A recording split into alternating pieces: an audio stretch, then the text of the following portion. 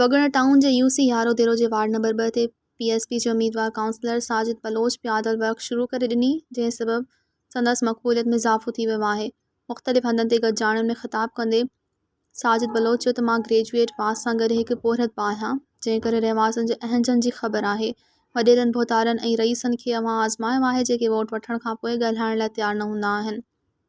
जूना सियासी खिलाड़ी तरक़ियाती फंडनि लाइ आयल रक़म हड़प करे छॾींदा आहिनि। गटरनि ऐं नालियुनि जी रक़म बि खाए वेंदा आहिनि। हिन वधीक चयो सिंध जे हुक्मरान पाणी खोट ते ख़ामोश आहिनि। सिंधु रिहा फिरजी चुको आहे, पर इन जी आज़ादी लाइ जियाला ख़ामोश आहिनि। सिंध सुके पई, ज़मीनूं बंजर आहिनि, सारियालो फ़सुलु पोखिजी न आहे सघियो, जंहिं करे हारी आबादकार परेशान आहिनि। इन बावजूद बि हुक्मराननि जी ख़ामोशी ते अफ़सोस आहे। हिन अवाम खे अपील कई त वोट इन खे ॾियो जेको इन जो हक़दार हुजे। मज़ीद ख़बरनि ऐं तफ़सीलात लाइ विज़िट कयो असांजी वेबसाइट www.awamiNewsHD.com ऐं ॾिसंदा रहो अवामी न्यूज़ HD।